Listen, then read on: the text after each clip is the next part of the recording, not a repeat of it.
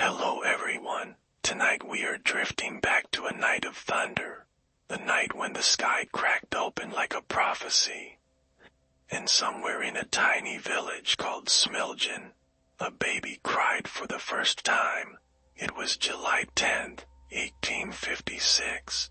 The midwife is said to have gasped, because lightning forked just as the child was born. His mother, still breathing hard from labor, whispered that her son would be a child of light or darkness. The midwife corrected, watching the storm tear at the black sky through a crooked window. That child was you, Nikola Tesla, and though you wouldn't know it for years, the universe already seemed to be speaking in volts and pulses. You were strange from the beginning. Long before you could speak, you stared at flickering candlelight not with curiosity, but with suspicion, as if you sensed something hidden behind it. You would later say your mind worked in flashes, not ideas, images, entire devices, mechanical dreams that whirred and clicked behind your eyes like divine clockwork. Tonight, you lie back with your thoughts drifting like smoke, and we are going to remember what the world has tried to forget. But for now, close your eyes, let your breathing slow, like the clouds before a storm. You're safe, the story will unfold around you, and you may never know the end of this story. If you like this space and want to see me again on future nights, please like and follow. We have many more nights to tell stories together. Let me know in the comments where you're listening from and what time it is where you are. I'm always reading. Now, imagine the wind outside your window. Soft and chilled. Maybe there's a cup of tea nearby. A clock ticking in the other room. Let your eyelids grow heavy and follow me back in time. You're still a baby, of course, but not a normal one. They say you cried differently, as if even your lungs were tuning forks. Your father was a stern Serbian Orthodox priest, and your mother, she was clever. She made household tools from scratch. She remembered whole books after hearing them once, and she didn't write. That was strange, but you adored her. She told you once that you came from a long line of inventors. You believed her. When you were a toddler, you became obsessed with water. You watched it spin in gutters and whirl in buckets. You tried to make miniature wheels from scraps of wood and pressed flower stems into them to see if they could move on their own. You asked questions that unsettled grown-ups. If light is so fast, you asked your uncle, can it go back in time if it runs into itself? Your teachers didn't know what to do with you. You had a photographic memory, yes, but also a wild energy that flared up unexpectedly. You were once found in a hayloft, constructing a crude winged suit. I'm going to fly to the edge of the clouds. You said, you jumped, broke your bones, but laughed all the way down. As you grew, the visions got stronger, and so did the darkness. You began seeing things. No, not hallucinations, not exactly, more like bursts of light, shapes of ideas, impossibly complex images that appeared without warning. One night, at age 12, you saw an entire waterfall flowing backward in your mind. You told your brother you could hear it humming in your head. But your brother wouldn't live to hear the rest.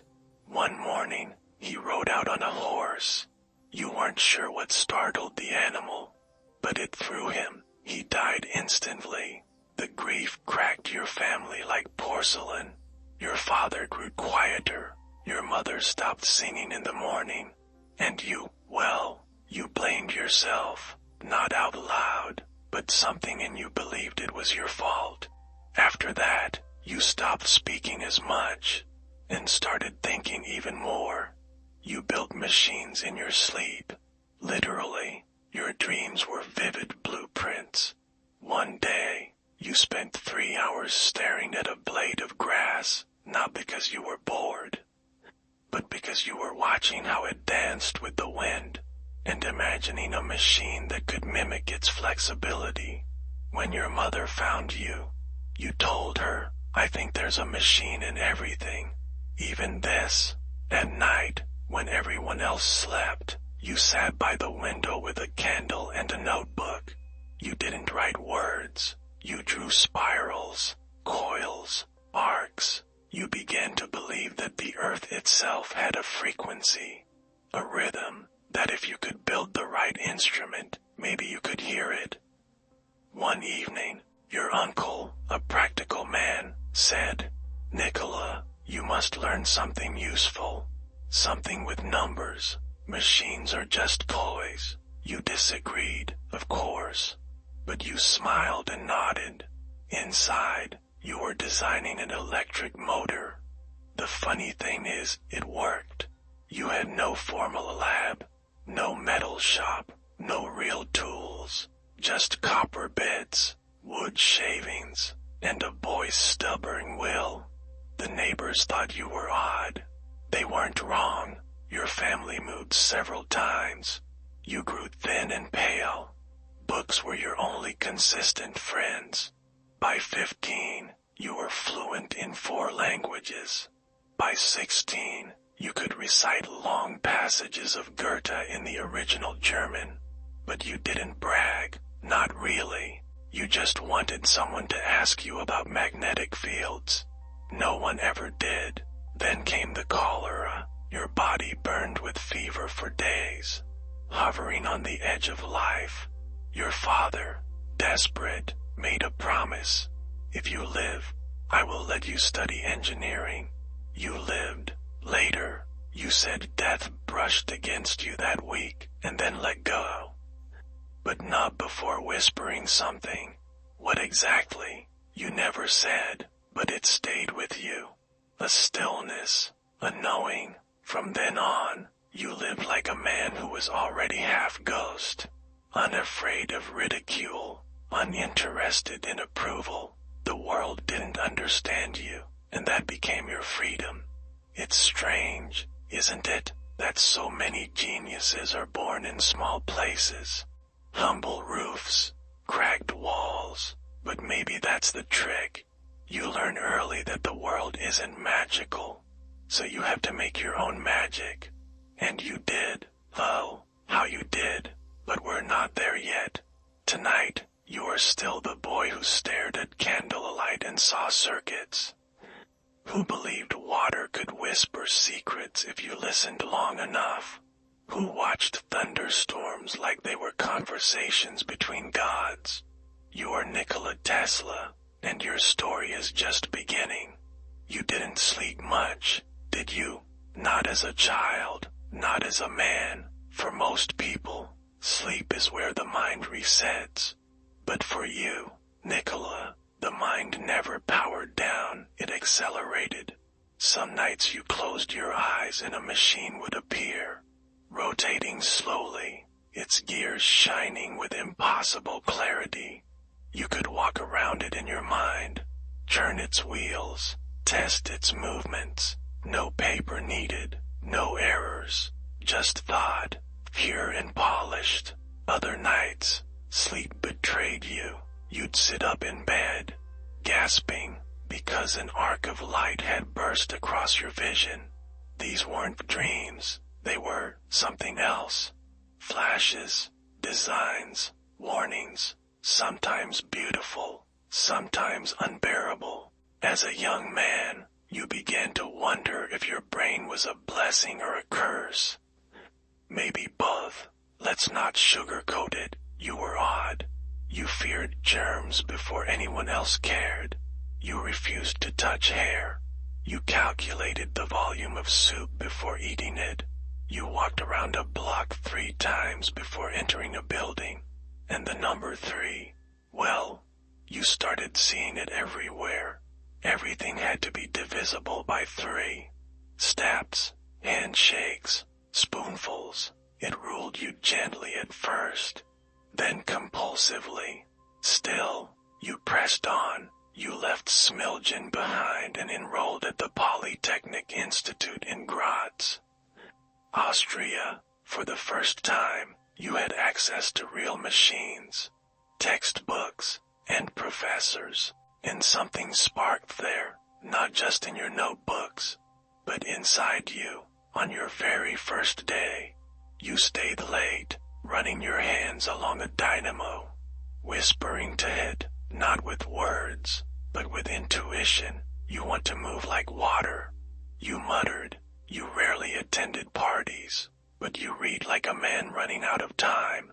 By the end of your first year, you'd studied all available work on electricity. Some of your professors called you brilliant. Others called you dangerous. You corrected them in both cases. Once, in class, you stood and announced that a certain lecture on direct current was wrong. The professor laughed. Then you explained why. Then you designed a prototype motor in your head. And finally, you sketched it in chalk while everyone stared, mouths slightly open. You weren't showing off. You simply couldn't stop. But something darker stirred beneath the accolades. You were often sick, wasting away. Actually, your body thin as wires. Your skin pale as paper. You stopped sleeping almost entirely. 4 hours, sometimes 2. Your friends worried. But how do you explain to someone that your dreams burn brighter than daylight? You didn't fit in with your classmates.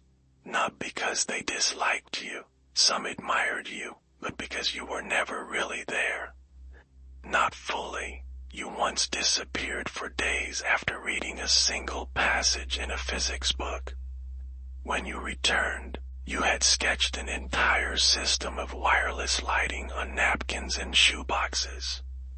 You spoke quickly, your accent slipping into fragments of German, Serbian, French. Someone asked you to slow down.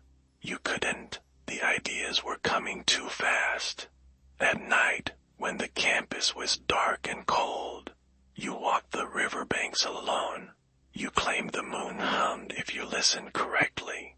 A friend once said, "Nikola, do you ever turn it off?"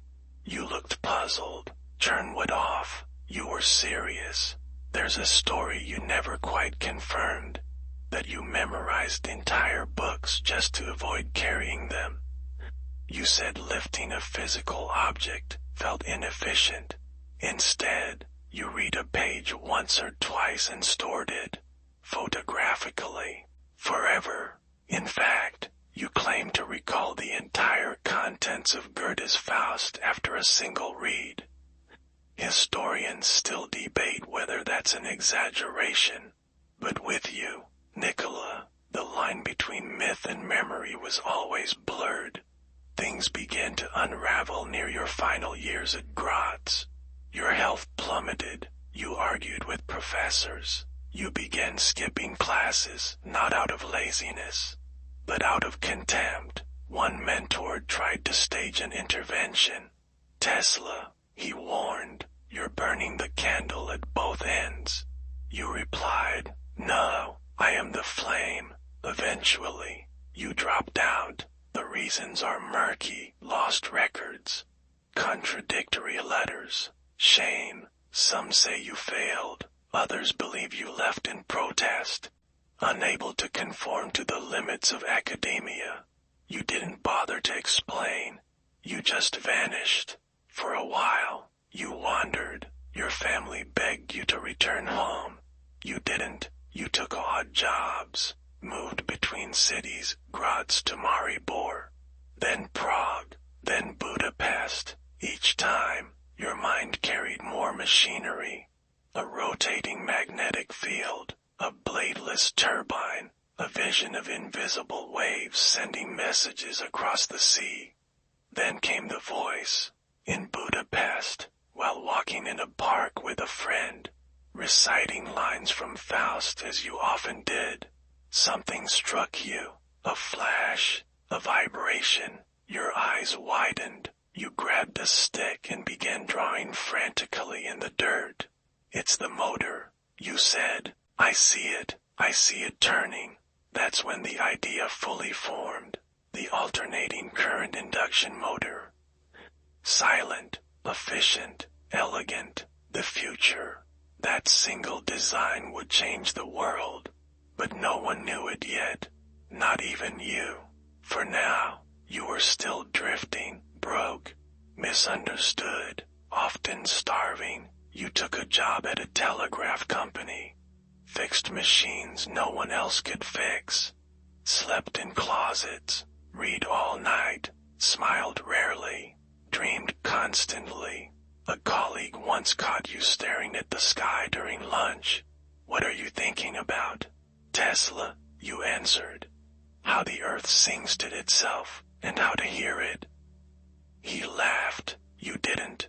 Eventually, word of your talent began to spread. In 1882, you were hired by the Continental Edison Company in Paris. That's right, Edison, though you'd never met the man. Not yet. You fixed generators, improved dynamos, impressed supervisors. But you were restless. The machines were too simple. The pay too little. The dreams too big. You wanted more. And across the ocean, America waited, dirty, booming, chaotic, and in it, Thomas Edison, the man whose name lit the cities, the man who would one day make you furious.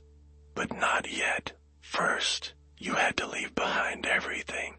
Your past, your homeland, your sleep. You sold your possessions, borrowed money, and boarded a ship. The storm nearly killed you. Really, mid-Atlantic, the ship was nearly capsized. You held onto the railing, soaked and freezing, clutching a small bag of notes and sketches. Your only possessions. The waves slammed the deck. You whispered to the sea, "Not yet. I'm not done." When the ship docked in New York Harbor, you were 28 years old.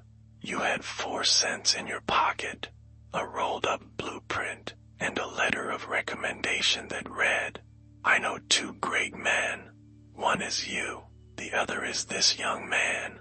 Welcome to America, Nikola Tesla, the land of promise, the land that would steal, praise, crush, forget, and someday remember you." The air in New York was thick, sticky with sweat and smoke and steam from street carts cooking onions and sausages no one could afford. You stepped off the gangplank in 1884 wearing your only good coat, which didn't fit right, and shoes that had seen better streets. 4 cents jangled in your pocket. You had no friends, no home, just the belief, no, the certainty that the ideas in your head were worth more than gold. And yet, where did you go first? To Thomas Edison's office, of course. You handed him the letter, the one from your former boss in Europe. Edison glanced at it, maybe smiled, maybe didn't. It's hard to say. He was gruff, busy, always tinkering. You were 28. He was already a legend. The Wizard of Menlo Park.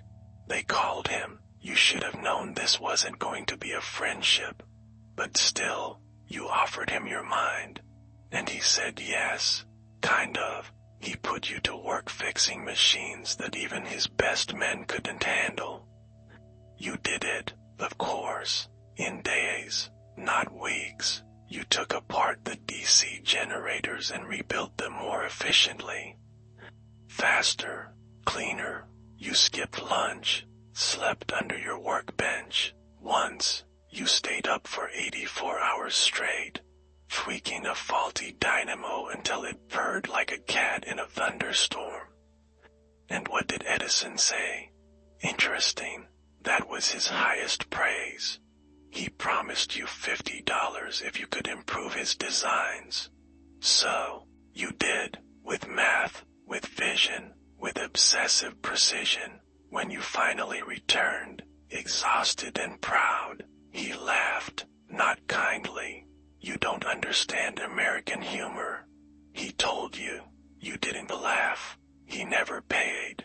Historians still debate whether Edison betrayed you on purpose, or simply never took you seriously to begin with. Some say he feared you. Others say he underestimated you. Either way, you were done. You walked out, alone again. You took odd jobs, digging ditches, of all things. Imagine that, Nikola Tesla, knee-deep in mud, wiring telegraph lines for $1 a day. You didn't complain, but inside, something boiled. You began sketching new ideas. Not Edison's, yours. You imagined a system where energy wasn't pulsed forward in a constant direction like DC, but instead oscillated. Back and forth, alternating, efficient, limitless. You knew it could work, and someone else believed you too. His name was Charles Peck, a lawyer with a nose for genius. He introduced you to Alfred Brown, a financier who, in modern terms, might have been called a venture capitalist with a mustache and a bottle of good scotch. They gave you a lab, small, dusty, but yours. You poured your soul into it. Nights blurred into days. You built your alternating current motor, the one you'd first envisioned in Budapest. The one no one else believed could even function. But you didn't just build it. You made it dance. It ran smoothly, silently, no brushes, no sparks, no friction, just pure magnetic poetry. You patented it in 1888, and that's when George Westinghouse came knocking. He wasn't like Edison. Westinghouse was calmer, humbler, and, more importantly, generous. He bought your patents for $60, a fortune back then.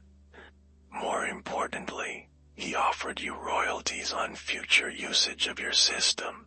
You were stunned. You shook his hand, and for once, someone saw the fire in you and didn't flinch. Together, you and Westinghouse began something wild. A war of currents. On one side, Edison, pushing DC electricity, expensive, inefficient over distance, but well established. On the other, you and Westinghouse, advocating for AC, your brilliant, humming, oscillating child of the mind. Edison fought dirty. He staged public executions of animals, dogs, horses, even an elephant, using AC current to claim it was dangerous. A publicity stunt, a smear campaign. He wanted to make Westinghouse a verb for electrocution. But you didn't respond in kind. You gave demonstrations, clean, dignified. You passed current through your own body, lit lamps from across the room, showed power traveling invisibly. The crowd gasped. You bowed. Your machines were superior. The world began to notice. Then came the moment that changed everything. The 1893 Chicago World's Fair. Westinghouse won the contract to power it. Using your system, the fairgrounds lit up like a dream. Thousands of incandescent bulbs glowing white against the night. People wept. Children cheered. You stood in the shadows, watching your idea illuminate the world. Even Edison had to admit defeat. Quietly, this wasn't just a technical victory. This was proof. You, the immigrant ditch digger, the outcast thinker, had just electrified the future. But even in that moment of triumph, your eyes were already drifting elsewhere. You wanted more than light, more than wires. You wanted the earth itself to hum with energy. You dreamed of power moving without wires, through air, through the ground, through thought, and that dream would take you somewhere higher and eventually, far lonelier. But for now, in the briefest window of your life, you had it all. The respect, the money, the promise.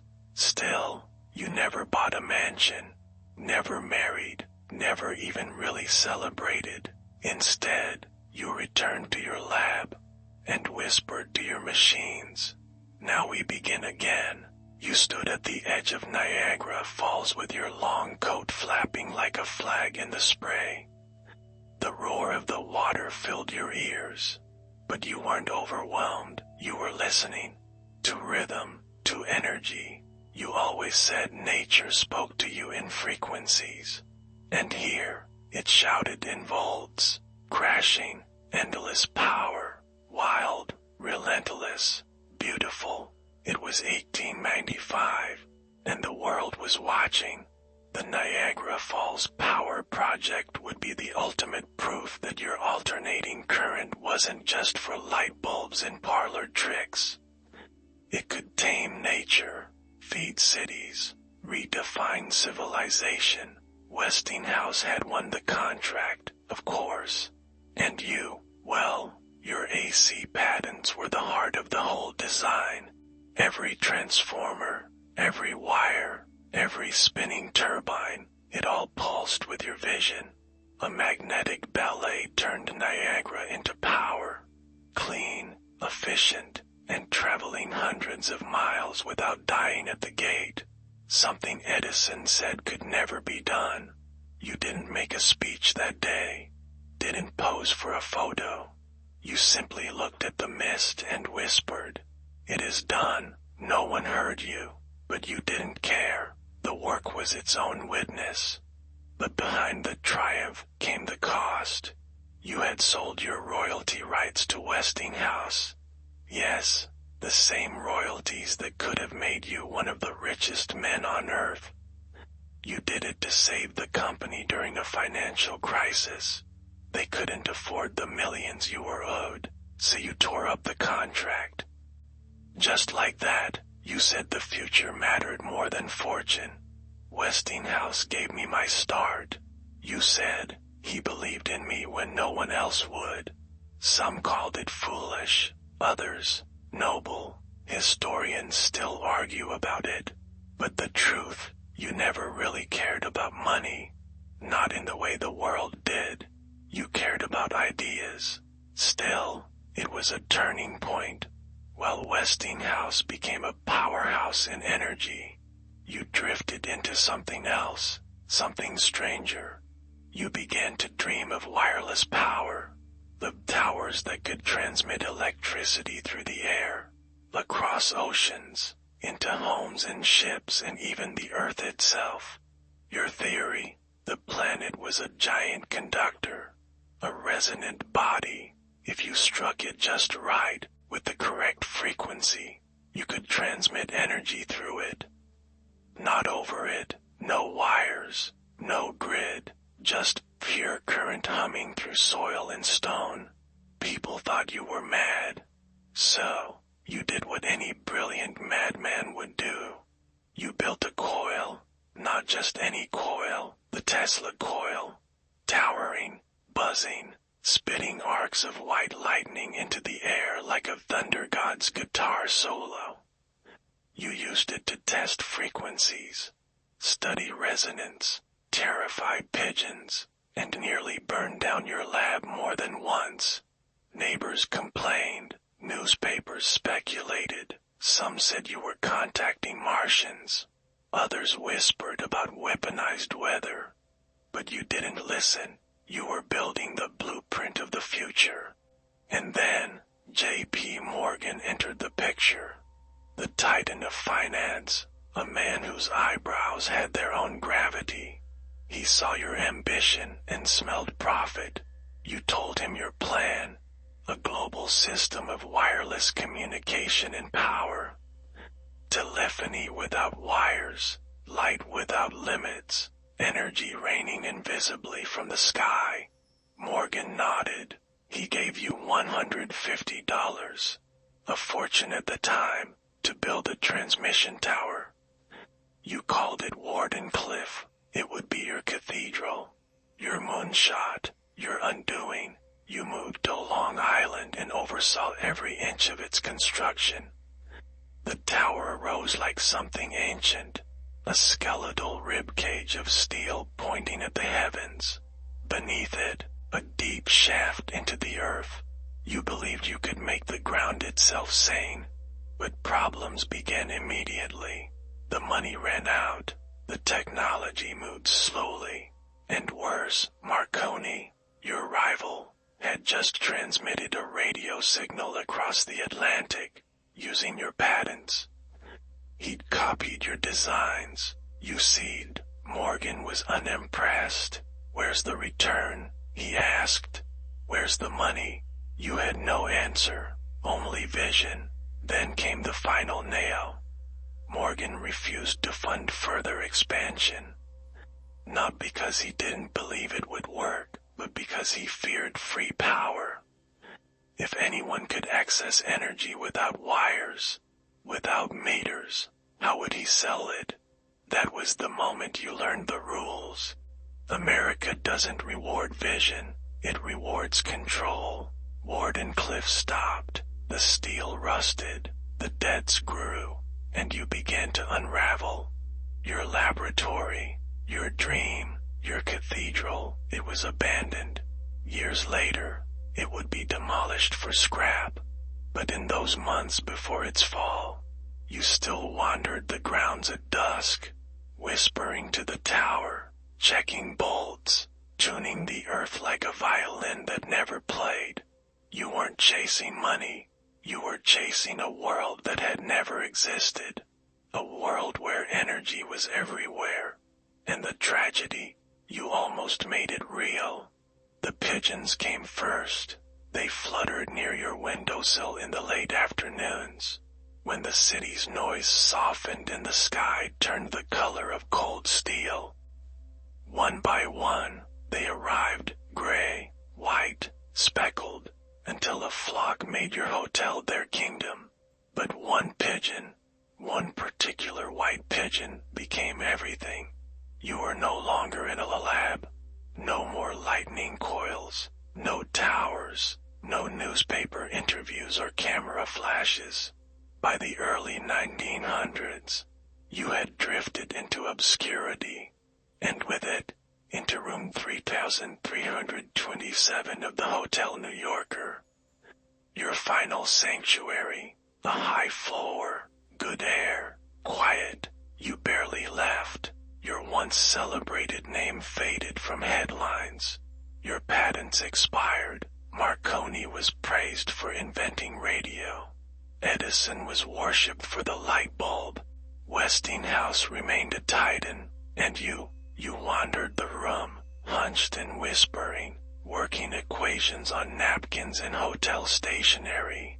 Every day, you fed your pigeons. You said they understood you better than humans ever did. You spoke softly to them, especially the white one. She was injured once, and you spent weeks nursing her back. You said she visited you even in dreams, that she glowed with a light unlike anything on earth. And then, she died. They say when she passed, you collapsed. You whispered that when she left, something sacred had gone out of the world. You wept like a man who had just lost the last creature that truly believed in him. But still, you kept working.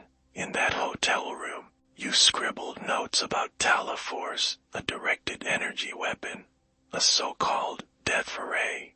You told governments you could end all war. They didn't believe you, or maybe they did. Some came quietly. Some visited with questions. Some smiled too much. You told them only fragments. Because even in your old age, you were suspicious. You hid most of your notes. Locked some away. Others, you may have destroyed. You said the death ray wasn't a weapon. It was a shield.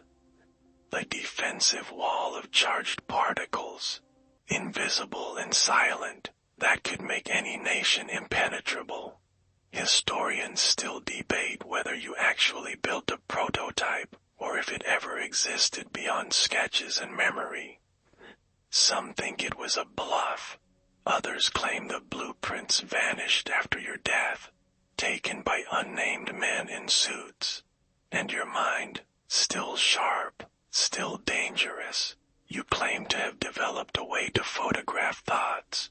You said you could create an earthquake machine, and once tested it in your lab until the building shook, and the police arrived, and you calmly smashed it with a hammer before they could confiscate it.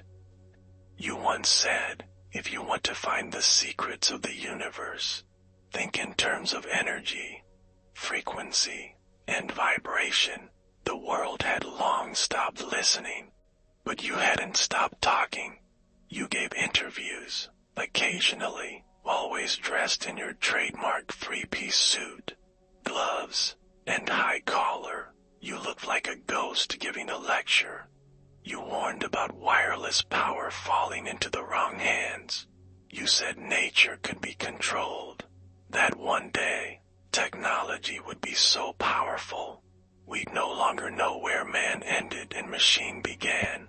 You were, in every way, lonely, not because no one cared, but because no one could follow where your mind had gone. You spoke of cosmic rays, of pulling energy from the vacuum of space. You said the sun was a battery waiting to be tapped.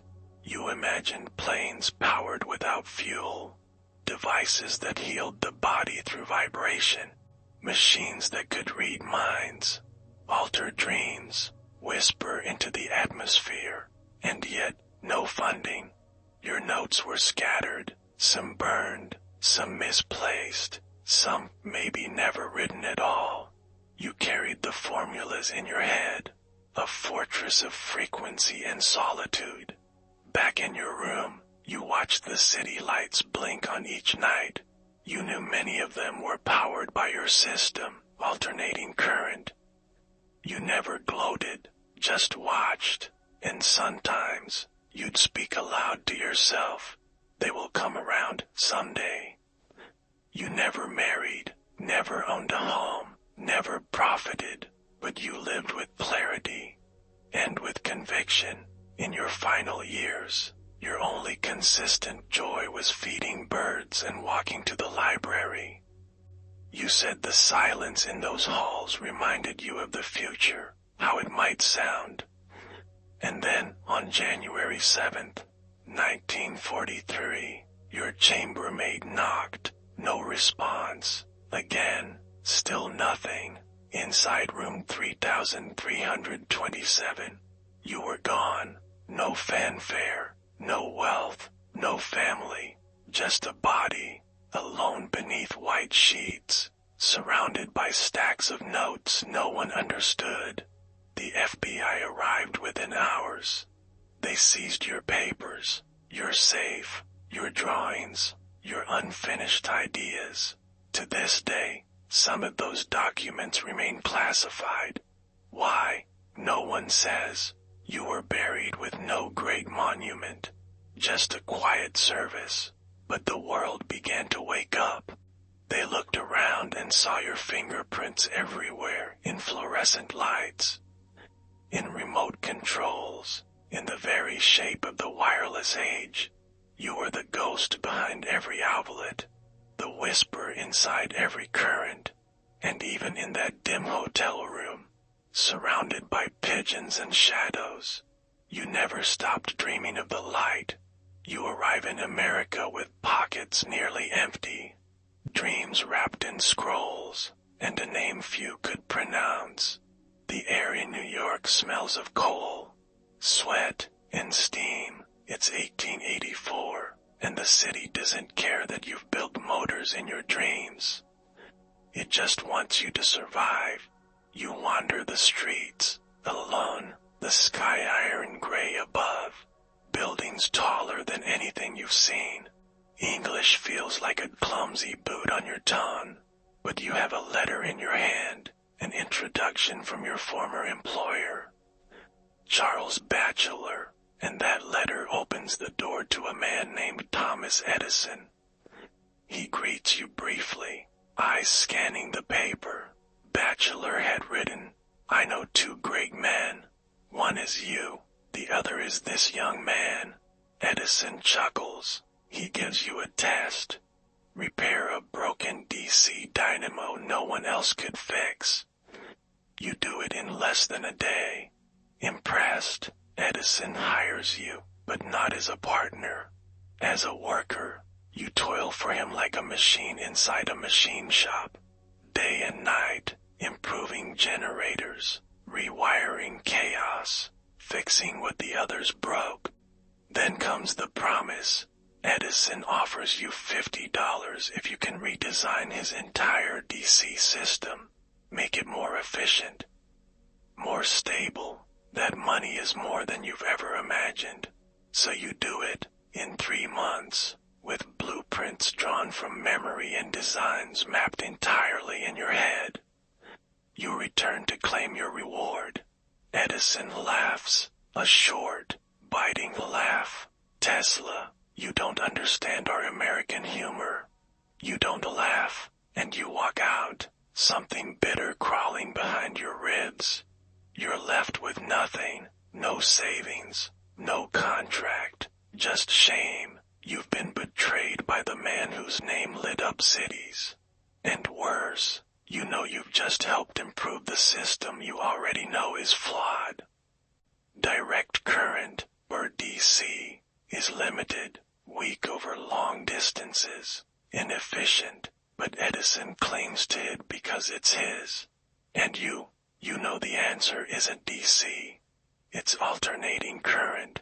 Back then, AC is considered dangerous, untamed, some say deadly, but you know it's cleaner, more powerful, safer over distance, the future, but no one will fund you.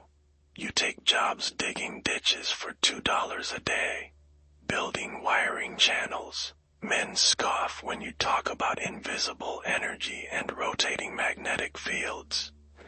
You sleep in a rented room above a bakery, eating stale bread and apples. You spend your evenings sketching motors on scrap paper, because the ideas still come faster than ever. Then, in 1887, your luck shifts. You meet two men, Alfred Brown, a Western Union official, and Charles Pack, a lawyer. They hear your pitch, see your sketches, and instead of laughing, they invest. They give you a modest lab and let you work. And what you build is something no one else believed could exist. The induction motor. It runs without sparks, without commutators, smooth, quiet, and powered by your rotating magnetic field. You patented 12 patents, actually, all in one astonishing year. And word spreads fast. In 1888, you're invited to present your work before the American Institute of Electrical Engineers. The room is skeptical until you demonstrate it. You speak quickly, with that slight European stiffness, and yet they're transfixed. You win over the engineers. The crowd applauds, and in that audience sits a man with a mustache as thick as a broom and a mind sharp as a live wire. George Westinghouse. He approaches you after the talk, offers to buy your patents, $60 up front, plus $2.50 for every horsepower of electricity generated using your system. A royalty deal, unheard of generosity. You shake his hand, and for the first time in America, someone truly believes in you. Together, you and Westinghouse go to war, not with swords, with current. It's the war of the currents, and it is brutal. Edison fights back hard. He launches a smear campaign. He funds gruesome demonstrations, electrocuting stray dogs, horses, even an elephant with AC current to prove it's dangerous. He pushes to use AC in the first electric chair execution, just so the word Westinghouse would mean death. You watch this with quiet disgust. You refuse to lower yourself to his level. Instead, you keep inventing, and AC spreads, slowly, surely, like water finding cracks in stone. Factories begin switching over, cities follow. The distance problem that plagued DC vanished. Your system can power entire states. The world doesn't know it yet, but you've just laid the groundwork for the modern electrical grid. But the war takes its toll. Westinghouse is pressured, sued, threatened. He nearly goes bankrupt. And when your royalty agreement becomes too costly, he comes to you, honest, warn, so you do something no one expects. You rip up the contract, tear away the future millions, to save your friend's company. Mr. Westinghouse, you say softly, you have given me my opportunity. You believed in me, I will not let you fall. Historians still argue about it. Some call it naive, others say it was the most noble act in industrial history. But you don't care. You're already looking ahead to currents in the sky, power without wires, a world no one else can see. Yet, you're standing in the soft white glow of 1,000,000 light bulbs, and the world finally understands what you've been trying to show them. This is Chicago, 1893, the world's Columbian Exposition, and tonight, the sky doesn't need stars. This is the night your current, alternating current, becomes undeniable.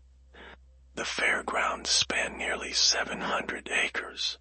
Giant exhibition halls glimmer with columns of glass and polished stone, but all eyes are drawn to the lights, 250.000 electric bulbs, blowing from dawn until deep into the night. Buildings lit up like Greek temples, fountains glowing as if carved from starlight, walkways illuminated as far as the eye can see. It's dazzling, humbling, and a little surreal. The people gasp, and behind it all is your system. Tesla's AC.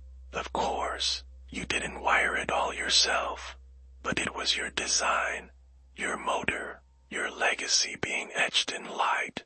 George Westinghouse made the contract happen, beating out Edison's bid, and for that, you owe him more than money. He wasn't just a businessman, he was a rare thing in this brutal age, the visionary who believed in visionaries. When others laughed at your theories or whispered about your accent, Westinghouse listened. He didn't always understand the mechanics, but he understood you. You two weren't friends in the casual sense. You didn't go to dinner together or exchange letters about life and weather. But he respected you, and for a man like you, that was more valuable than praise. When no one else dared fund your ideas, he signed the checks. When the public called you a dreamer, he called you a partner. And when the fair's success stunned the world, he let you take the stage. You gave speeches, demonstrations. You stood on a platform and passed current through your body, harmlessly lighting lamps with your bare hands. The audience gasped. You bowed modestly. Someone shouted, "It's magic." You corrected them gently. "It's science." People flooded your exhibit. Reporters scribbled your name. Suddenly, you were the star, not just the engine behind the scenes. And what did you do with the fame? You kept building, because you weren't done, not even close. You had a new idea, that energy could move through the air. Not wires, that resonance, matching frequencies, was the key to unlocking wireless power. Most people dismissed it, said it sounded like sorcery. But Westinghouse, he didn't dismiss you. He didn't fully fund that idea either, but he never stood in your way. And that matters, because when Warden Cliff Tower rose a few years later, it stood in part on the shoulders of this man, Westinghouse, the one who gave you credibility, capital, and something you'd almost never known in America, trust. Meanwhile, Edison brooded. His DC systems, once industry standard, had been soundly beaten. His public smear campaigns, gruesome and theatrical, had failed to kill your current. And now, his name was fading from power stations and being replaced by yours. But you didn't rub it in. You never gloated. That wasn't your way. Instead, you dreamed of what's next. After the fair, you gave interviews. They asked what you'd do now. You said you wanted to transmit messages across the ocean, to power the earth without wires, to draw energy from the sky. Someday, you said, we will tap into the very heartbeat of the planet. The reporters scribbled, some laughed, some smiled nervously, but Westinghouse, he just nodded, because by then, he knew that Tesla doesn't think in decades. He thinks in centuries. You once told him, if you had led me, I could have lit up the moon. He believed you, and that belief made everything else possible. The fair changed the game. The world saw what you could do, and they wanted more. Cities converted to AC. Factories retooled their grids. Entire industries sprang up around your inventions. But the tide of industry is not loyal, and your partnership with Westinghouse would, in time, fade not from anger, but from economics. Wall Street doesn't dream, it calculates, and when Wardenclyffe came, with its towering ambition and rising costs, not even Westinghouse could follow. Not this time, but in those golden years, those few years when science had a stage and you had an ally, you changed everything. You went from madman to genius, from exile to emperor of electrons, from the man no one funded to the man whose current lit the world. And still, you weren't satisfied, because lights are beautiful, but what if they didn't need wires? What if the world could be powered invisibly? That was the dream now. And dreams, for you, were never just ideas. They were blueprints. You stand again at the edge of Niagara Falls, but this time not as a dreamer or outsider. You are now the man whose vision made this moment possible. The sound is overwhelming, like the pulse of the planet itself. The mist kisses your cheeks, and the air smells of cold stone, fresh water, and something else, possibility. It's 1895, and your alternating current system is about to do what no one thought possible. Tame a waterfall. Not just any waterfall, Niagara, that roaring beast that had rumbled for centuries, worshipped by native peoples, painted by artists, gawked at by tourists. For all its glory, it had remained wild until now. You have turned it into the heart of a machine, not a prison, a partnership. You walk among the turbines that hum beneath the stone. You feel their rhythm in your bones. This is no longer just invention. This is a moment where nature and technology become allies.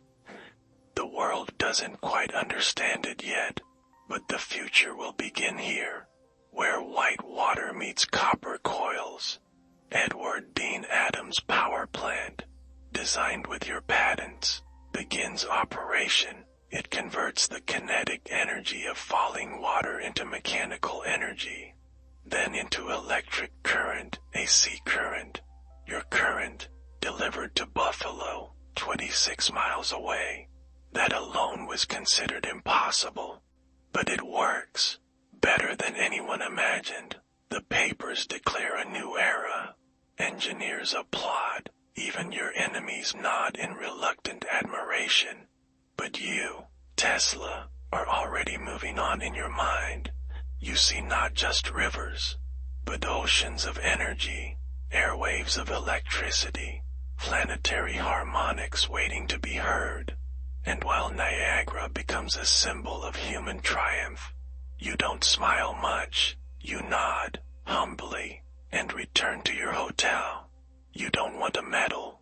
You want more time, because in your notebooks, filled edge to edge with equations and ink-streaked dreams, is your next great vision, free energy for the world. No wires, no power plants, no dependence on coal or oil or dynamos. Just the earth itself, alive and resonant, waiting to be tapped. You believe that if the earth is a conductor, and if the ionosphere above is the other end of a giant capacitor, then the space between them is not just emptiness. It's a channel, a highway, an invisible sea of potential. All you need to do is send the right frequency, like plucking a string, and the entire world could be filled with energy. Energy that anyone could receive with a simple tuned device.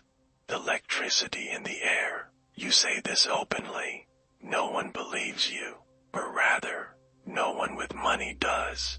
The industrialists see no profit in something they can't meter. You approach J.P. Morgan.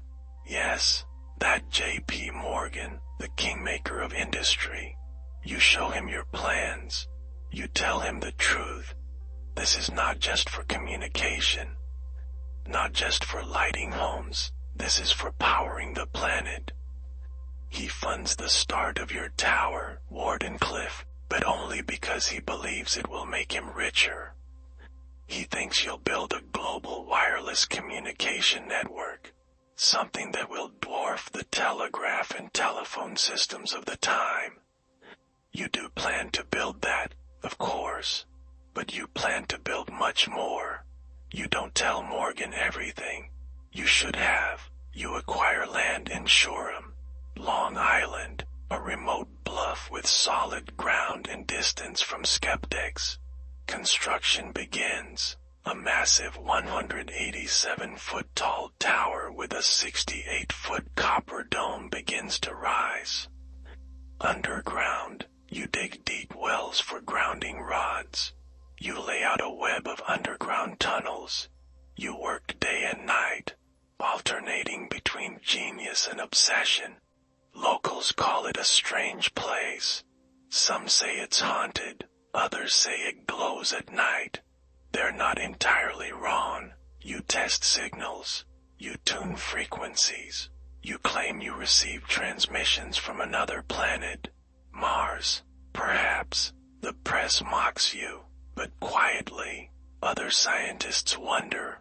The money runs out. Morgan sends no more. He's heard rumors of free power, of plans to broadcast electricity without wires, without billing systems, without ownership. He pulls away. He doesn't return your letters. And you, slowly, start to unravel. Your workers go unpaid. Construction halts. You mortgage the land. You write articles, give lectures, plead with other backers. None come. One day, standing alone beneath the tower, you place your hand on the steel column and whisper, "They're not ready." You may be right. Your creditors are relentless. You lose the property. The tower stands for a while, unused, a monument to ambition. Then in 1917, it's demolished for scrap, its copper melted, its iron sold. You watch from a distance. You don't weep, but inside, something goes quiet. Wardenclyffe was supposed to change the world, but the world chose profit over potential. You continue your work, but it becomes harder. Funding is scarce. The public, once dazzled, now forgets. New names take the stage. Marconi wins the Nobel Prize in 1909 for wireless communication, using your patents. You receive no credit, you sue, you win the case, eventually, but not the fame. You still live in hotels. You move from lab to lab, from city to city. People begin calling you eccentric. They're not wrong. You develop rituals, walking exactly 3 times around a building before entering, demanding 18 napkins for cleaning, calculating cubic volume of meals before eating. But all the while, your mind never stops. You file new patents. You develop ideas decades ahead of their time. Vertical takeoff aircraft, bladeless turbines, even a method to extract power from cosmic radiation. The scientific community is divided.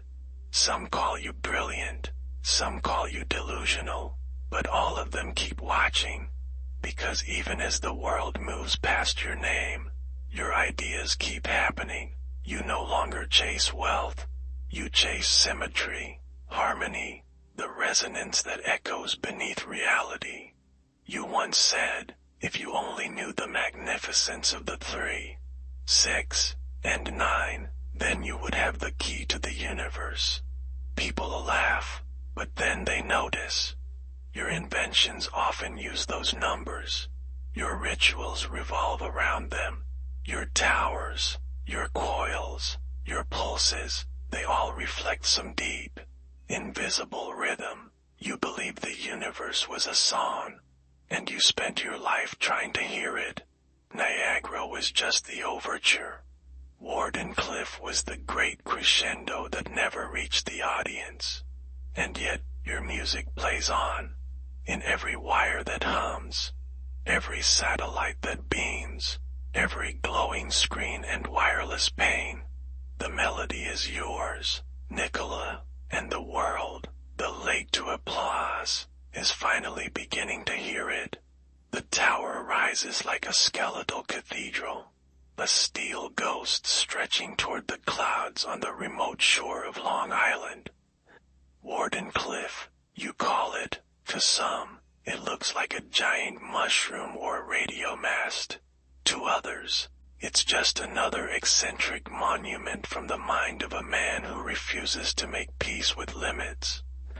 But to you, Nikola, it is far more than that. It is a key, not a key to fame. You've had that and lost it, not a key to fortune.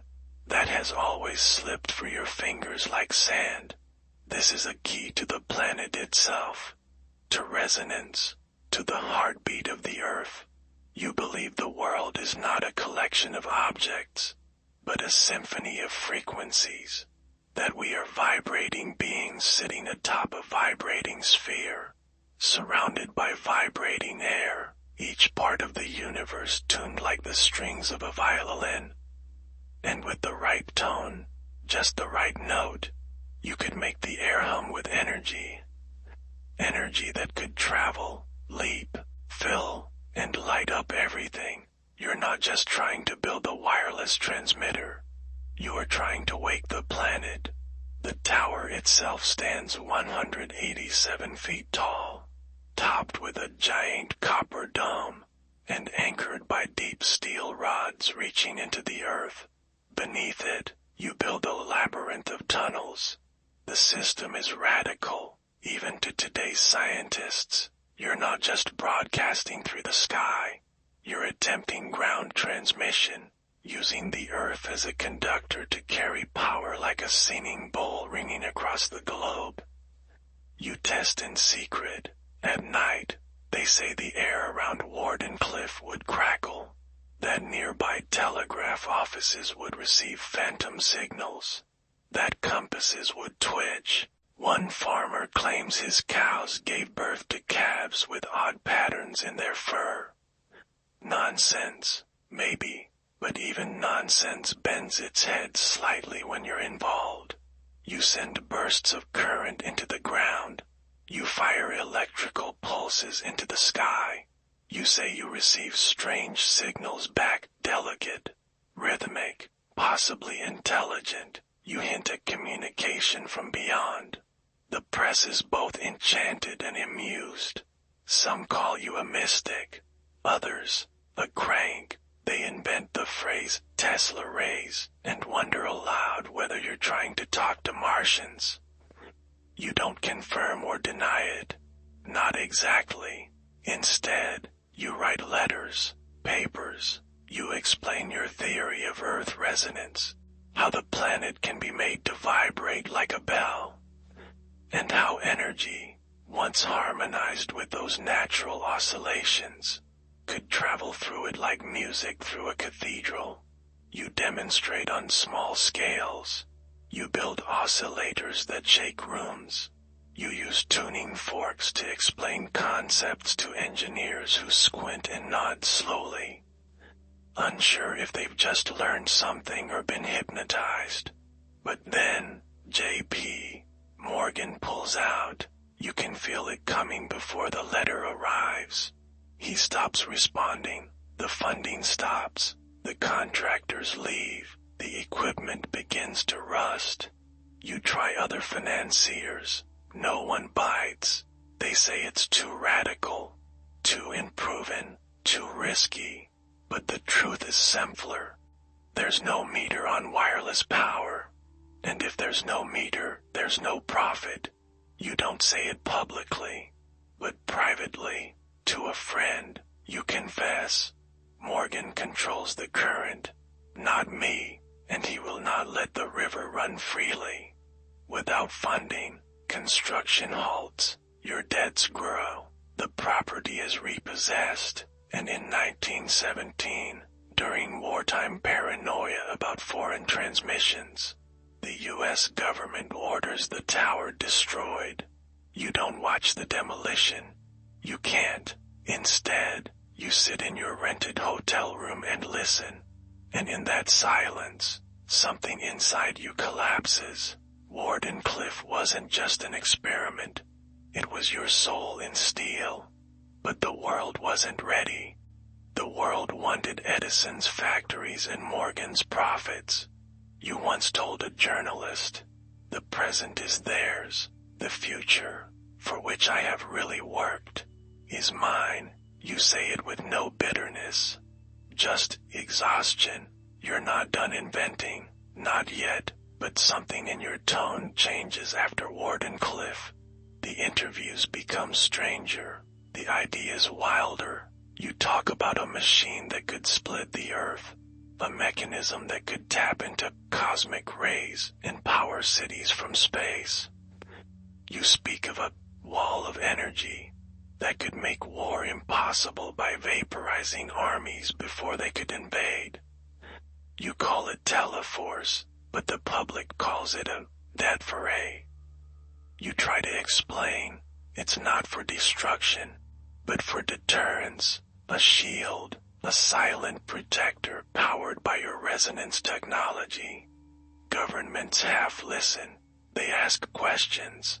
They request diagrams, but they don't fund it. And your tower remains in pieces.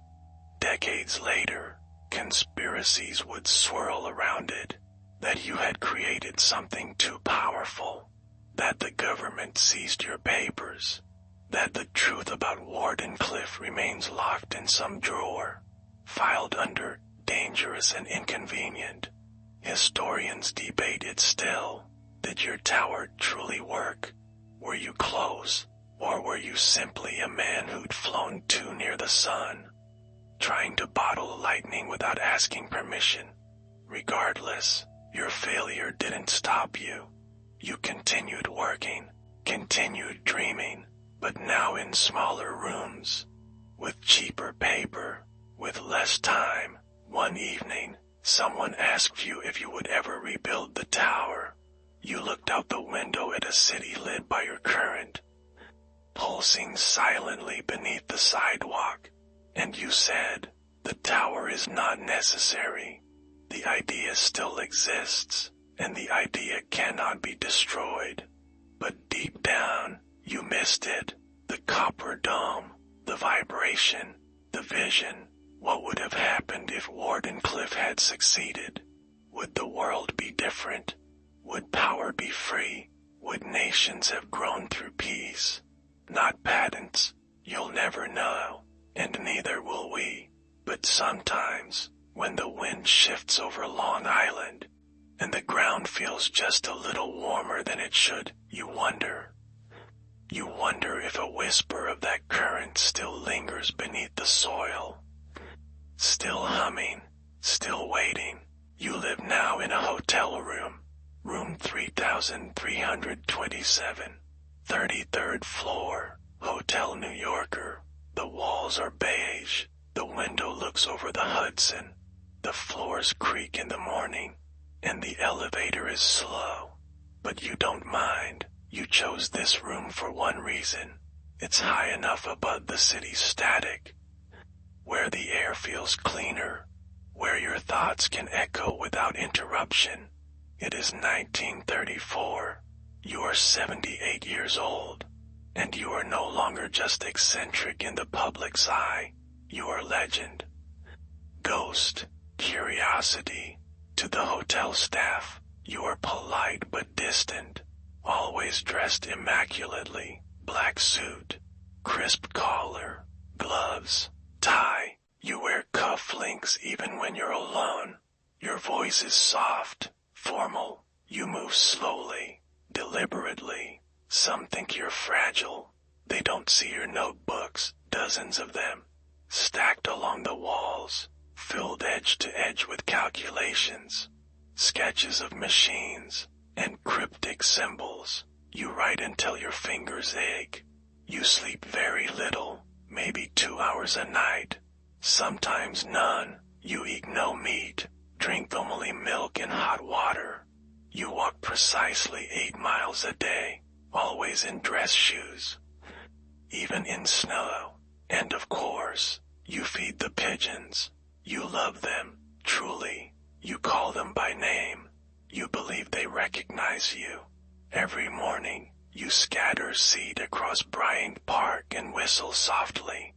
The birds come without fear. Sometimes one lands on your shoulder. You don't flinch, but one, just one, is special. A pure white pigeon with gray eyes. She visits your windowsill each evening, pecking the glass until you open it. You speak to her. She listens. You say she comforts you. You say, more than once, that you love her. The press catches wind of it. They mock you. You don't care, because in this quiet room, above a city pulsing with noise, she is the only soul who visits you without an agenda. You continue working. You've not stopped. You design new versions of the Tesla turbine, a bladeless motor powered by fluid dynamics.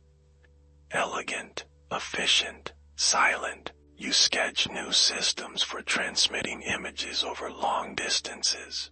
You call it television through wireless transmission. No one funds it. Later, others will. You propose a plan to harness cosmic rays, electrical particles from space, to generate power without fuel. You are mocked again, years later. Scientists will prove you were mostly right.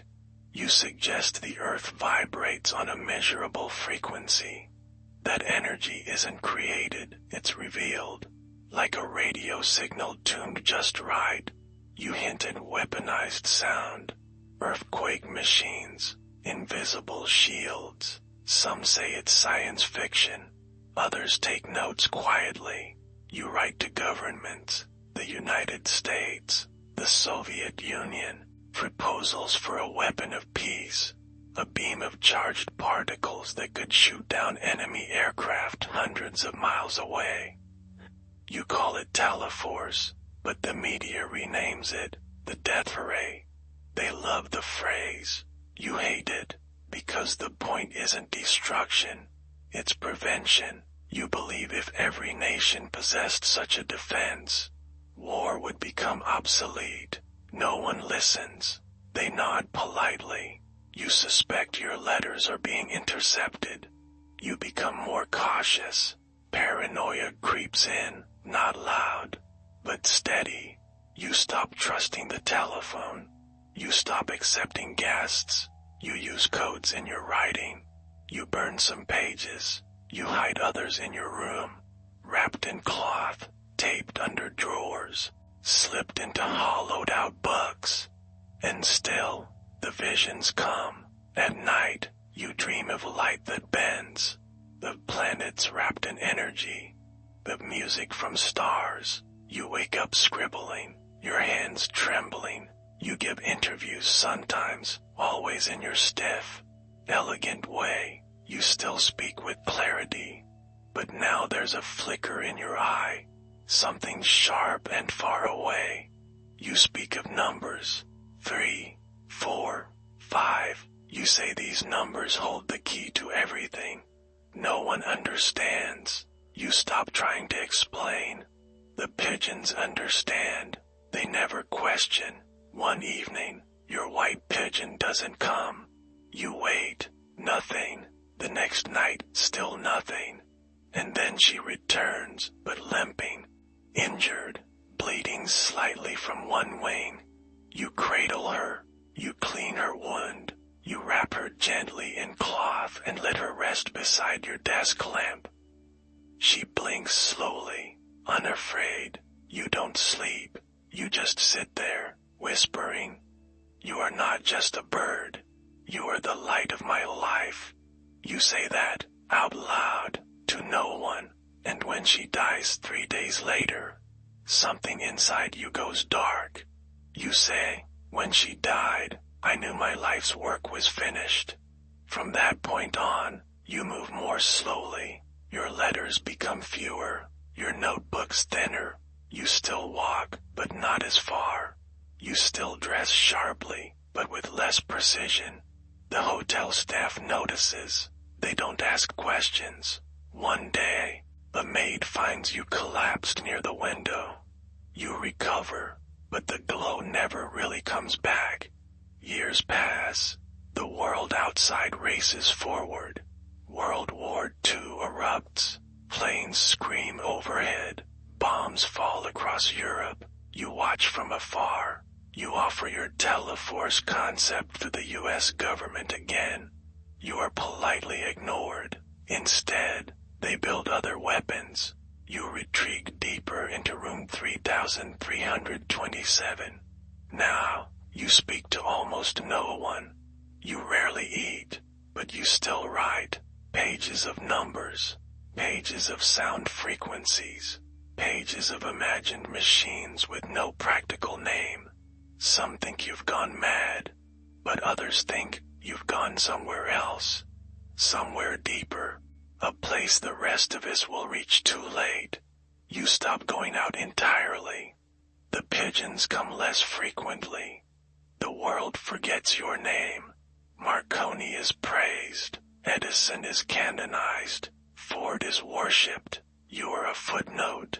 And still, your light burns. Faint, quiet, but still there. On January 7th, 1943, the maid knocks. No answer. She knocks again. Still nothing. Inside, she finds your body, collapsed peacefully in bed. No struggle, no drama, just a man alone with his thoughts, surrounded by machines that never got built and dreams that never stopped spinning. You are 86 years old, and gone, but not gone, never gone, because somewhere in that city, a city still running on your current, your presence lingers. Somewhere beneath the hum of street lights, the buzz of power lines, the crackle of radios is you, waiting, still listening, still watching, still dreaming of a world made of light. The room is still warm when they arrive. Not the maid, not the manager, not even the coroner, the FBI, men in plain suits, silent and quick, moving through the hallway of the Hotel New Yorker just hours after your body is discovered. They knock once, then enter. They already know the room number. Room 3327. They aren't there to mourn. They are there for the papers. The desk drawer is emptied. The trunk in the corner is opened. The stacks of notebooks, some wrapped in ribbon, some hidden under the bed, some wedged behind furniture, are collected, bundled, sealed. There is no hesitation, no moment of reflection, because they know who you are, or rather, who you were, not just a forgotten inventor, not just the pigeon man, but a man whose final patents and sketches whispered promises of power the world couldn't yet explain, and that some believed were too dangerous to leave behind. Among the documents are pages labeled Teleforce. Others are labeled Dynamic Theory of Gravity. One bears a single cryptic title, The Particle Beam. Some of the files are coherent, schematics, frequencies, materials. Others are barely legible, coded in symbols, half-finished ideas written in a style only you could interpret. Some pages contain numbers and celestial references. Others refer to strange phenomena, earth tremors during testing, resonant anomalies, energy disturbances near the tower site. The agents pack it all. It's stored in a secure government location, the Office of Alien Property Custodian. A bureaucratic name for a department with murky intentions. The documents are classified. Some were eventually sent to Wright-Patterson Air Force Base. Others vanish entirely. Historians debate their contents to this day. Did you really design a weapon? Did you uncover secrets of gravity, of space-time, of universal vibration? Did your tower transmit more than electricity? Or did the government simply fear your ideas? Let's be honest. You had made some bold claims in your final years. You said you had received radio signals from space, possibly intelligent. You told a reporter in 1937 that you had developed a way to transmit thoughts. You hinted that the Earth was not what we believed it to be, that it resonated with a pulse that could be used for both creation and destruction. You insisted that if the proper frequency could be found, entire cities could be knocked down like dominoes with sound alone. You said you had constructed a small oscillator that caused tremors in your lab. The press mocked you, but years later, engineers confirmed that vibration at the right frequency could, in fact, destroy structures. It's called resonant frequency collapse. You weren't wrong. Then there was the Philadelphia experiment rumor, a myth wrapped in fog and secrecy. Supposedly, your research was used in an experiment to make a Navy ship invisible. Scientists deny it, the Navy denies it, but people whisper, always whisper.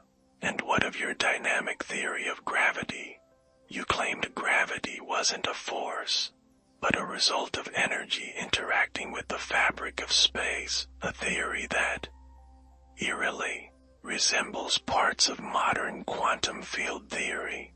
But your full manuscript was never published. Some believe it was seized. Others believe you never finished writing it, because the language needed to explain it hadn't been invented yet.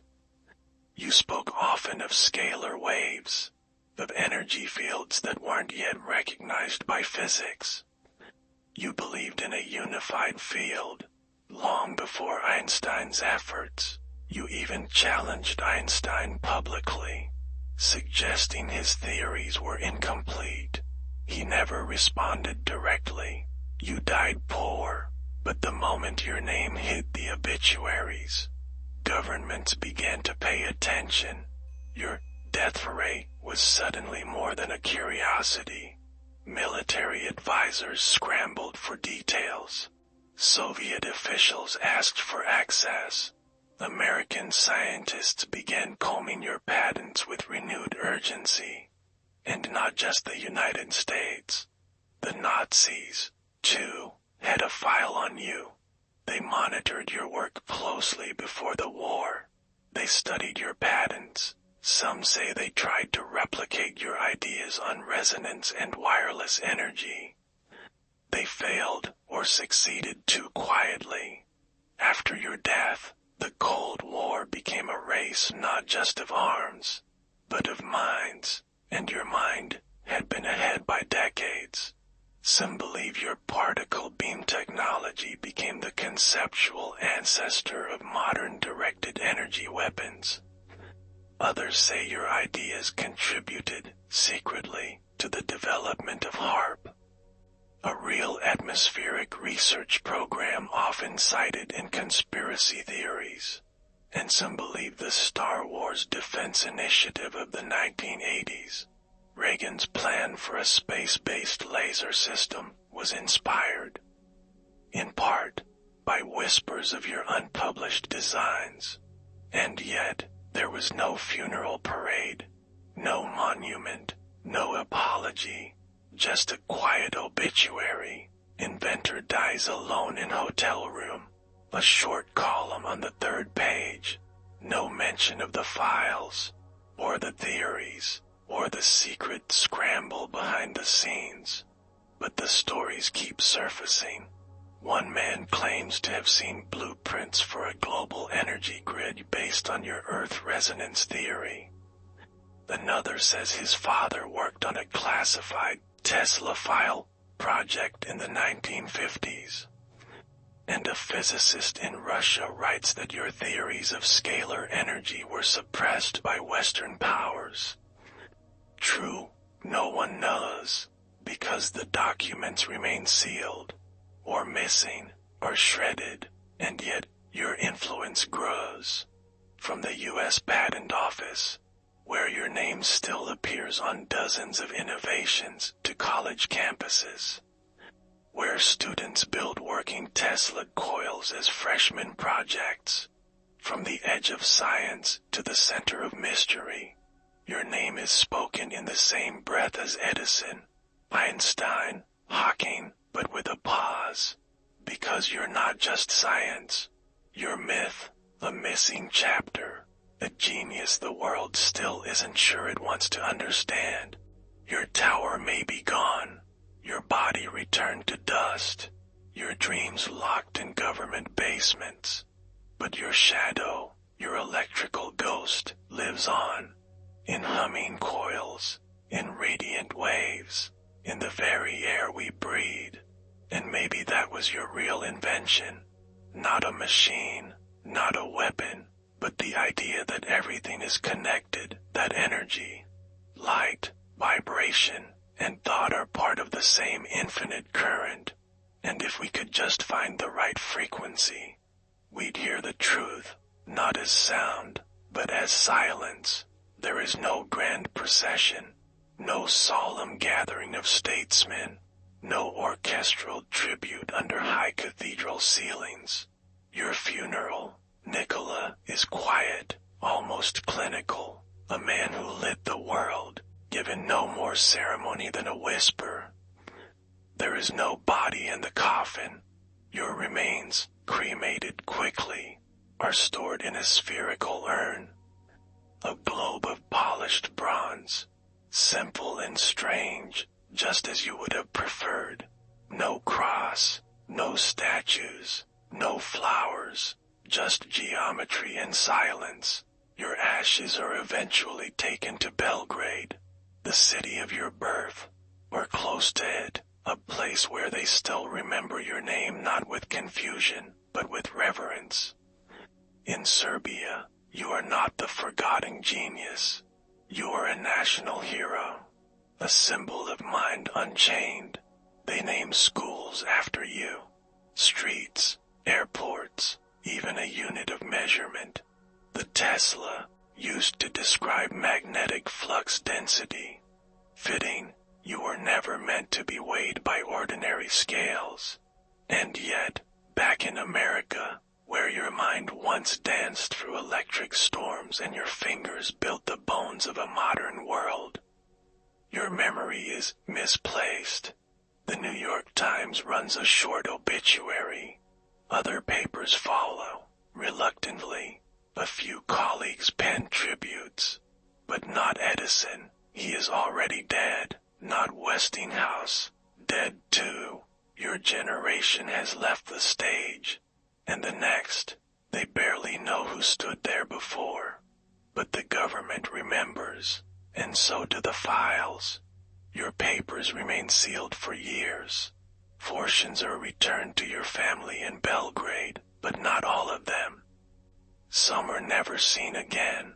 Others are quietly archived, mislabeled, or simply vanish.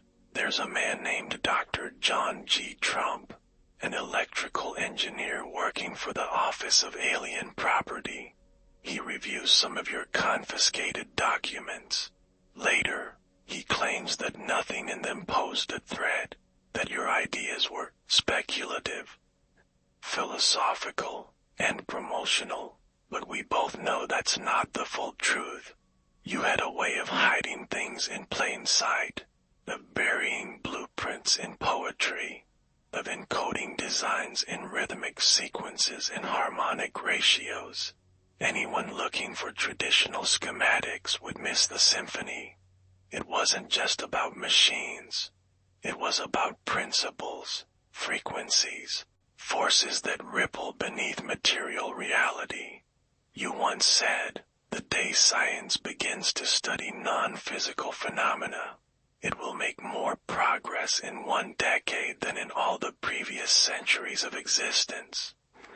They didn't understand what you meant. Maybe they still don't. The funeral ceremony is held at the Cathedral of St. John the Divine in Manhattan. A handful of people attend. A priest speaks. A small ensemble plays a violin piece you once adored. It echoes faintly under the vaulted ceilings. No world leaders. No flags lowered to half-mast. Just silence. A man named Mayor Fiorello LaGuardia reads a tribute on the radio later. He calls you one of the outstanding intellects of the world. His voice cracks slightly. You had met him once, long ago. He never forgot you, but the ceremony ends quickly. And that is that. The globe containing your ashes is later placed in the Nikola Tesla Museum in Belgrade. It sits on a pedestal in a darkened room. People file past it like pilgrims. Children press their faces to the glass. Scientists bow their heads. Engineers smile quietly. It is a grave without a corpse, and around it swirl decades of secrets. Scholars request access to your final papers. Most are denied, but few gain partial entry. They report fragments, hints of vast wireless grids, unusual magnetic field theories, proposals for planetary resonance systems. One document reportedly describes a mechanism to draw energy from the vacuum itself, from empty space. 0-point energy, in modern terms, the dream of infinite, clean, self-renewing power. But the patents aren't complete. The designs are scattered, and you, well, you're no longer around to explain them. One day, a visitor asks a museum guide, is that really his mind in there? They mean your ashes, of course. But the guide doesn't laugh, because it's hard to look at that glowing bronze sphere and not wonder, what if he was right? What if the greatest scientific discovery of the 20th century is sitting in a box labeled "Improven"? What if the clean energy future we keep chasing was already mapped 100 years ago by a man with no army, no fortune, and a brain tuned to the whispers of the planet. There is a silence around your legacy. Not absence, silence. The kind that waits, the kind that listens. Some claim your death was too convenient, that your inventions were too dangerous, that someone, somewhere, knows more than they admit. Others believe the truth is simpler, that the world just isn't built for people like you. Because people like you don't sell what you build. They give, and a world built on profit can't tolerate too much generosity. You once turned down billions in royalties. You once erased your own name from a contract. You once stopped an invention because it could hurt people, even if it could make you famous. The funeral ends, the sphere is sealed, but the echoes have only begun. Your name begins to re-emerge, not from textbooks, but from whispers, from engineers who stumble upon your designs and gasp, from filmmakers who see your life and wonder why it's not a national holiday, from children who build coils in their garages and feel like they're holding lightning in their hands. And slowly, the silence begins to crack. Museums are built, books are written, your face appears on t-shirts, on currency, on murals, but more importantly, your ideas return. Wireless charging, remote-controlled machines, energy resonance theories, nonlinear electromagnetism. One by one, the world begins to invent the things you already dreamed of. And maybe, just maybe, that was your final plan all along. To plant seeds in the future. To leave behind not just machines, but questions, big questions, difficult questions, beautiful questions, so that one day, when the world was ready, they'd go looking, and maybe, just maybe, they'd find you again, not in a bronze sphere, not in a hotel room, but in the current. The future you imagined is already here, and yet, it limps like a shadow of what you envisioned. Your name, Nikola Tesla, once erased, now appears on electric cars, satellite patents, physics forums, pop culture. But do they really know you? Or are they only tracing the edge of your silhouette, unsure of what lies at the center? Look around. Every device that communicates wirelessly owes you a bow. Every smartphone, every Wi-Fi signal bouncing through apartments and across oceans, every drone humming above cities. All these are children of the current you nurtured. You may not have lived to see it, but your fingerprints are all over the touch screen. Alternating current, that child you brought into the world, battered and mocked at first, now pulses through global grids.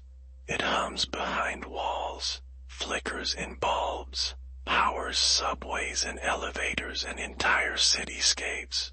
It keeps the heart of modern civilization beating. Your name is finally back in textbooks, often sandwiched between Edison and Marconi, but still there. For decades, you were a ghost. Now you're a godfather of energy, of imagination, of what could still be. Tesla coils are no longer feared but revered. Middle schoolers build them for science fairs. Hobbyists tune them to play music. Engineers revisit your patents and find, more often than not, ideas that were decades too early. Take remote control, for example. When you demonstrated your radio-controlled boat at Madison Square Garden in 1898, the crowd didn't applaud. They accused you of magic, of fraud. Some whispered that you had trained a monkey hidden inside the hull. Others thought it was witchcraft. Now, kids fly drones from their phones. Ships navigate oceans without a captain. Robots obey voice commands from thousands of miles away. You weren't a magician. You were simply far ahead. And then there's the wireless transmission of power. Your tower was torn down before the world could hear its song. But now we're crawling toward your melody again. Wireless charging pads for phones. Inductive power for electric vehicles. Experimental electricity systems that light bulbs without wires, just air, tuned to the right frequency. You smiled at this in your notes. You always knew the air wasn't empty, that it could carry more than sound. It could carry everything. Your theories about the Earth's resonance, the idea that the planet vibrates on its own natural frequencies, were mocked during your lifetime. Yet now, entire branches of geophysics acknowledge these vibrations. Researchers call them Schumann resonances, and they match, eerily, your predictions. Some believe your name should sit beside Planck and Einstein. Some already place it there. And the whispers, they never stopped. They grew. 0-point energy, scalar fields, torsion waves, strange physics that sound like science fiction, except when read beside your patents. They don't sound quite so strange anymore. You talked about drawing energy from the wheelwork of nature. You believed space wasn't empty, but charged, that with the right instruments, we could tap into a sea of energy all around us. And now, quantum physicists say the vacuum isn't empty at all, that particles pop in and out of existence constantly, that even nothing has energy. Your phrase, wheelwork of nature, starts to sound not like poetry, but prophecy. They study resonant frequencies now in medicine. They use them to break kidney stones, to image organs, to stimulate the brain. They're beginning to suspect that everything alive vibrates, and that healing may be more about tuning than chemicals. You were right again, but the world never really caught up to you. They caught up to your results, not your thinking, because your thinking was uncomfortable. It didn't stop at power plants or communication towers. It asked big questions. What if energy is everywhere? What if reality is a field? What if thought itself has resonance? You once claimed that you could design a machine to visualize thoughts, that the brain's activity was electrical, and that with enough sensitivity, images from the mind could be rendered on a screen. People laughed. Now we call it neuroimaging. And even the idea of brain-to-brain communication no longer sounds like science fiction. Labs are testing it, transmitting ideas via encoded signals. Machine to machine, human to human. You would have loved this. Not because it proves you right, but because it proves reality is still bigger than we know. Elon Musk names his electric car company after you. The Tesla logo is now more globally recognized than many world flags. Some call it commercialization, others call it justice. You might have smiled, or you might have grimaced. You weren't a fan of wealth for wealth's sake. You didn't build for markets. You built because your mind was filled with machines no one else could see. And even today, especially today, those machines remain strange, unfinished, glorious. People speculate about your missing patents. Conspiracy theorists pore over your diagrams. Engineers rediscover your rotating field equations. Hobbyists build Tesla coils in their garages and light up rooms with blue fire. But few understand the core. Because to understand you isn't just to know what you made. It's to feel how you saw. You saw electrons as dancers. You saw space as music. You saw time not as a line, but a pulse. You once said, "My brain is only a receiver." In the universe there is a core from which we obtain knowledge, strength and inspiration. You didn't invent, you tuned in, and even now, the world tunes slowly toward you. There are universities named after you, museums, street corners, Tesla statues stand in Belgrade, Niagara Falls in Palo Alto. But the real monument is less visible. It's not made of bronze or stone. It's made of wavelengths, of invisible waves carrying music, data, emotion, power. Everything wireless today carries your imprint. So, in a way, you're not gone at all. You're in every text message, every electric bus, every storm that knocks out a transformer and reminds people, however briefly, that the grid exists and that it was born from an idea sketched by a man who fed pigeons and whispered to towers. You were once called mad. Now, you're inevitable, and still, the world doesn't fully grasp your depth. Maybe it never will, but piece by piece, as frequencies sharpen and discoveries widen, they will find you again, in the coils, in the currents, in the silence between signals. You never wanted fame, you wanted to illuminate, and slowly, quietly, that light is returning. America loved you in bursts. Tesla, like a firework, brief, brilliant, and soon forgotten, you arrived in this country with your coat too thin for winter, with 4 cents in your pocket, and a brain buzzing with invisible diagrams. You gave it everything, your youth, your genius, your body, and in return, it used you, praised you, and ultimately, left you behind. Let's be honest, America didn't betray you with cruelty. It did it with neglect, the kind that sets in slowly, like a fog rolling in, until even you began to wonder whether you had imagined your moments of glory. When you arrived in 1884, New York City was a tangled jungle of brick, coal smoke, and opportunity. You believed it was the center of human possibility. You met Edison, you fixed machines no one else could fix. And when they promised to pay you, you believed them. They laughed. You left, and that was the beginning of your quiet unraveling with the American dream. You were never a businessman.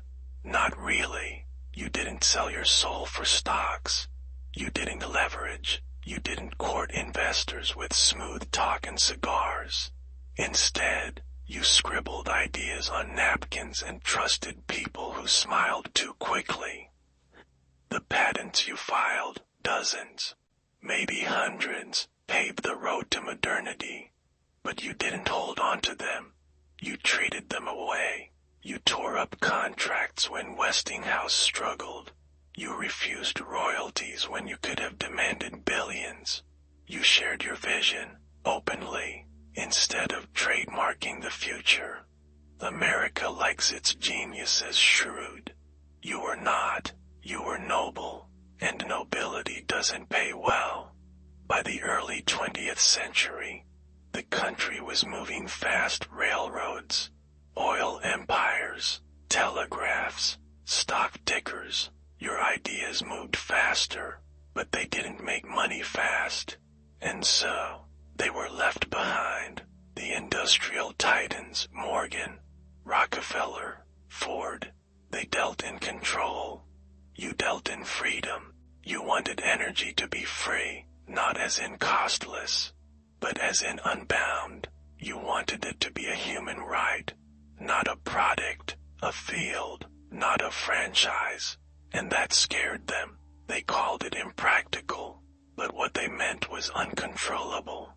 After Wardenclyffe failed, no financier touched your proposals again. You became a man with too many ideas and too little backing. Your correspondence grew more desperate. You offered world-changing systems for pennies. No replies. You lectured, but the halls were smaller. You filed patents, but no one licensed them. And eventually, you stopped asking. The press turned. You became eccentric Tesla, the pigeon man, the lightning wizard, a curiosity for Sunday magazines, a punchline wrapped in voltage. They printed stories about your death ray, not your rotating magnetic field. They painted you as the mad scientist prototype, wild-eyed, brilliant, and a little tragic, a Halloween costume for the industrial age. But you didn't stop. You kept writing, kept thinking, kept walking miles each day, immaculately dressed, eyes lost in patterns no one else could see. And America kept walking past you. While Edison died with a fortune and global fame, you died with unpaid hotel bills and borrowed clothes. While Marconi accepted awards for radio, your name was buried in legal footnotes. While others built fortunes atop your inventions, you built bird feeders. You asked for recognition, not riches. For credit, not crowns. You didn't get either. But let's be clear, it wasn't hatred that erased you. It was inconvenience. You were difficult to market. Your machines didn't fit on shelves. Your dreams didn't have logos. They were too big, too free, too pure. And America, for all its parades and progress, didn't know what to do with that kind of purity. So it did what it does to most inconvenient geniuses. It forgot. It erased you from textbooks, skimmed over your patents, gave your accolades to others. It remembered the showman Edison, the operator Marconi, the tycoon Westinghouse, but not the quiet man feeding pigeons beneath the skyline he helped electrify. But the story doesn't end there, because while America turned its back, the world turned its head. Serbia made you a national treasure. Russia studied your notes with reverence. Europe called you the father of modern electricity. And the next generation, the one growing up with sockets and signals and streaming information, rediscovered you. Slowly, curiously, lovingly, high school students began reading your quotes aloud in class. Sci-fi authors modeled characters after you.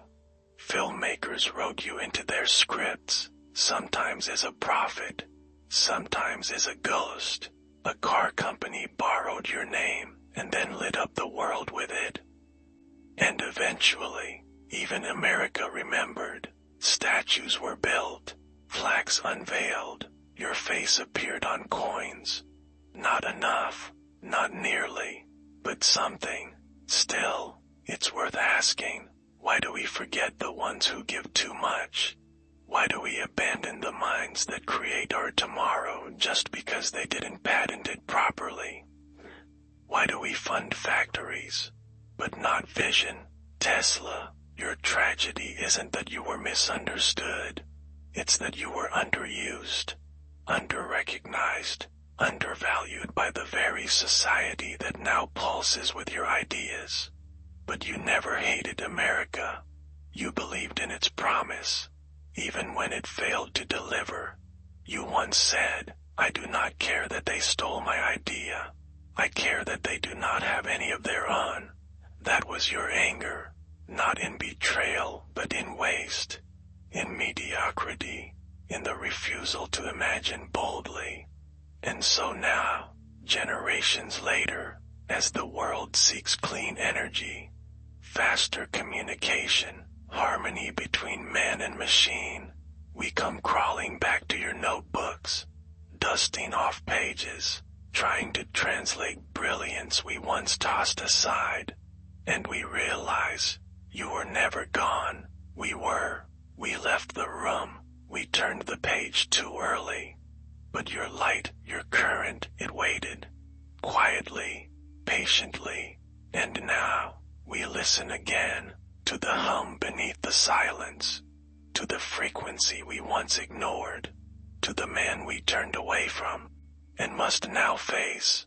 You are buried not in a grave, Nikola, but in a glowing sphere, a bronze orb resting in the Nikola Tesla Museum in Belgrade. No headstone, no mausoleum, just light on metal, and yet, it feels more fitting than any statue of marble or monument of stone. Because you didn't believe in endings, only in frequencies. The sphere is not just a container. It's a signal, a silent message to the future you always knew was coming. Visitors enter the darkened room. Voices hushed. They see the orb resting on a pedestal, surrounded by exhibits of coils, blueprints, and faded journals. But it's the sphere that stops them. There's something about it, a stillness, a weight. Some say they feel a faint buzz standing near it. Others swear it's just imagination. You would have smiled at that, because the imagination was always your real lab. And now, in the 21st century, it's finally catching up. Tesla cars hum along highways in silence. Wireless chargers pulse across coffee shop counters. Satellites beam communication across oceans, no wires, no delay. Science is reopening the questions you left behind. Can energy come from space? Can vibration heal the body? Can we power the world without burning it? They no longer laugh when they ask these things. They wonder, and your grave, if we can even call it that, remains unlike any other, because it doesn't mourn you. It transmits you. Every child who visits and touches a Van de Graaff generator, watching their hair float skyward, is laughing with a piece of your spirit. Every physics student who builds a working Tesla coil in their dorm room is rekindling a page from your dream. Every entrepreneur who says, "What if?" instead of, "That's impossible," is echoing your defiance. You never wanted immortality, but now you exist between signals, in the soft hum behind modern life, in the invisible waves that carry music, light, and memory, in the silence just before a machine begins to sing. There are new kinds of graves now, digital ones, memorials in code, stories passed by algorithm, virtual museums, AI simulations of your voice reading letters you never had the money to send. Some say we will soon upload our minds into machines. Would that surprise you? Not at all. You once said, "Of all things, I liked books best, not because of the paper, but because they carried mind across time." That's what you were always building, not machines. Time bridges, devices to transport thought forward. And now, we are walking those bridges. Every time someone searches your name, every time someone wonders what else you left behind, every time a child asks, "Why didn't people listen to him?" you speak again. You speak in the circuitry, in the power grid, in the whispers of students who ask their professors, "Did Tesla really invent everything?" No, not everything, but enough to never be forgotten again. They say the future belongs to those who prepare for it. You weren't just preparing for the future. You were leaving messages inside it. And now, in a world pulsing with electricity, surrounded by signals too fast for the eye to see, your messages are finally arriving. We may have missed you the first time, but we're hearing you now. And this time, we're ready to listen. So now, let the lights grow dim. Let the story fade into quiet waves. You followed a life full of voltage and vision. A man who saw the world not as it was, but as it could be. And even when no one else could see it, he kept building, kept dreaming, kept believing. You've walked beside Tesla through the storm of invention, The fire of rejection, the silence of forgotten rooms. You felt the spark of brilliance, the ache of isolation, and the slow, soft hum of a mind in motion. And now, as you lie there, breathing gently in the dark, think about all the things around you that were once impossible. The lights, the signal delivering this story, the silent device by your side that connects you to the world. These are no longer magic. They are the residue of dreams made real, because someone like Tesla dared to whisper them first. So let your body rest. Let your muscles sink into the mattress. Let the current of your thoughts slow. Sleep, not just with peace, but with curiosity. You may never fully know this story's end, and that's okay, because Tesla's story was never meant to end. It was meant to continue through the flickers, the waves, the whispers, through people like you, through minds that listen differently. So take one more deep breath, close your eyes, and drift gently into sleep. The current is still flowing, and you are part of it now. End of script. Thank you for listening to the entire video. Now take a deep breath, relax your body, and start getting some good sleep.